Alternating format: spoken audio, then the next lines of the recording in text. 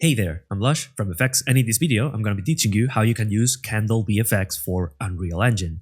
Once you open the project, you might see that there are some huge icons that won't allow you to see the candles, so you can access Edit, Editor Preferences, and in here you might search for Billboard and set the billboard scale to 0.1, which will solve this issue.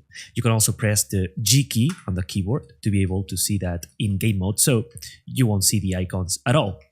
So you'll find out that there are some text here that explains briefly what's the thing that you've got in front of you.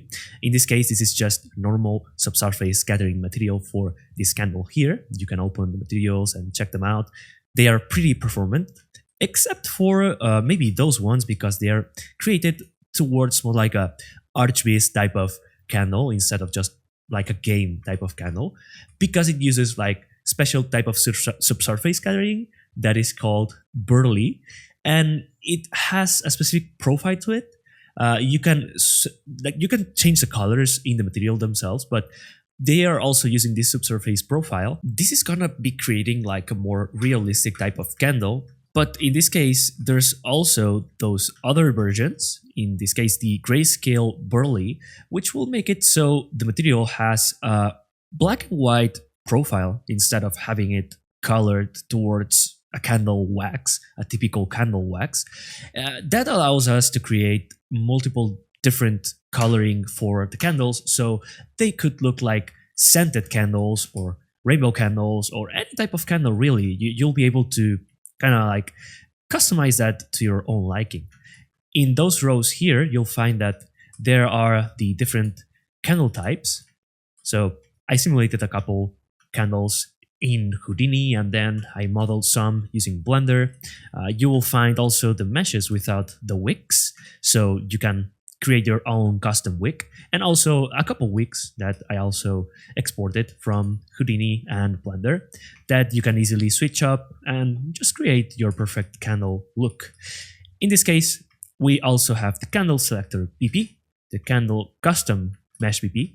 So those blueprints are really helpful in terms of helping you create your own candle without having to go into the materials or meshes and then position stuff around and switching stuff on and off. So it's pretty easy to customize. I'm gonna be showing you like a slight demo of that.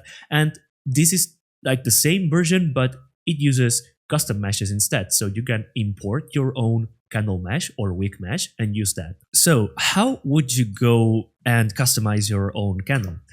We've got some options here. For example, flame. This just makes it so it's got a flame or it doesn't. Then flame vertical. This is kind of like a particle system specific thing in which you'll find out that if I point my camera downwards like that, you'll see what's the angle of this flame. But if I switch this, you'll see that it kind of changes a bit. And that's just due to the fact that if I position myself like that, yeah, you'll see what's happening. That's a plane that's pointing towards the camera.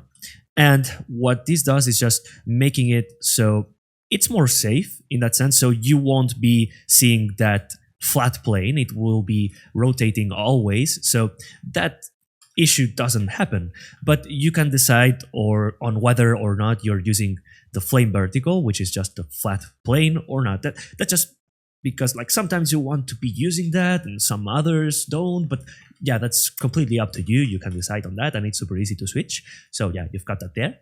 Also, the flame position offset, you'll find that the candle type parameter here allows you to switch different candle types pretty easily. So if I set these two other numbers, you'll see that the flames are automatically assigned to the right position, and the smoke and everything is also set. So the thing is, maybe you want to move around the flame position, so you can do that by using the flame position offset in that sense. So yeah, you can offset the flame, that's what it does. And then the flame color is obviously just color for the flame, so you can make it blue, make it green, make it pink, whichever color you want, really. Then flame size, it's 5, but if I set this to 10, it's double the size. If I set it to 2, it's kind of super small. Maybe that works, I don't know. But 5 is like a great size. By the way, all the candles in the project are respecting a real world scale, so it's not like the candles are going to be huge compared to your characters. If you come into the front view and then drag and drop the middle click of the mouse, you'll see this metric system, and then 100 means 100 centimeters, which is 1 meter, which is pretty much like half the size of a person. And the candles themselves are like 10 centimeters in height, and then the smoke comes in like 40 centimeters in height. So yeah, it's pretty much like calculated, so it's kind of realistic in that sense. Might not be super, perfect to the point, to the specifics of a real candle itself, but like it's pretty close. So I mean, it's useful to know that the scale is right at all times. Then let's continue with the candle customization. You'll find out that there are more parameters here, like the smoke, for example. So you'll be able to just have a candle lit without the smoke in it.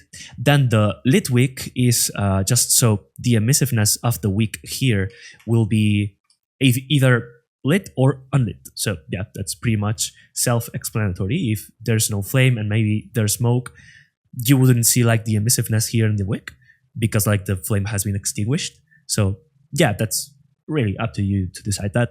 And then, so this wick emissive is just gonna make the wick emission be higher or lower.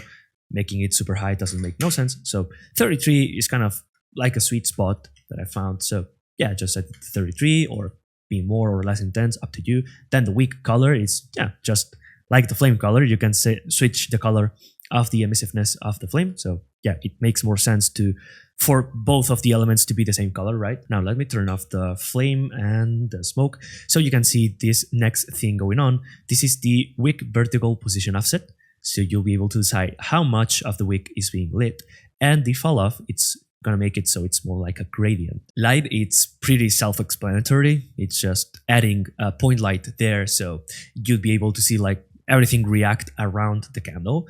The light radius controls the radius of affection of this point light here. You can see that maybe setting this to 1 does nothing, but maybe 2 adds up a bit of light, 3 a bit more, etc. And then the intensity, yeah, just light intensity, as you would expect. If you switch this to be like 100 and then this makes no sense at all. Okay, but you get it, right? Then light color, also, yeah, you can switch the color of the light. Beware that if maybe you set the light color to be blue, but then the surface is kind of orange and has subsurface to it, it's gonna absorb the light, and then it will become green because it's adding red to that blue. So yeah, that's why it looks green like that. It's kind of, you need to tweak it a bit to get a desired result sometime, but yeah, I mean, it's how light behaves in reality. You can also set the light to use the color temperature. So this unit here is Kelvin, if I recall properly. It's coming from 0, which is super warm, to infinite, which is super cool. It respects like PBR kind of stuff, but yeah, I mean, I just like using light color itself, so it's more like customizable. Candle type is pretty explanatory. It's one of the candles that I've made for this project. You can almost see like there's a flip book there of the candle just melting away. Pretty funny. And you'll see that there are a couple candles here, like 5, 6, and 7, that are not that different, but they are. They do have like flat surface here, as if the candle was pretty new and just about to start melting up. Then there's this small puddle here, but doesn't have any depth to it. And number 7 has already some depth to it here in the surface, as you can see, like the curvature here. So yeah, I thought that was a pretty cool touch to that. Then there's this sphere cube thing, which I found on Pinterest and I found interesting. So I replicated that using metaballs in Blender. And then number 9 is just a cloud shape type of candle, cozy feeling, pretty simple, but still has that small puddle here of liquid wax. So in case you might want to add your own custom candle meshes, keep in mind that the liquid puddle effect here is being made by using the vertex colors.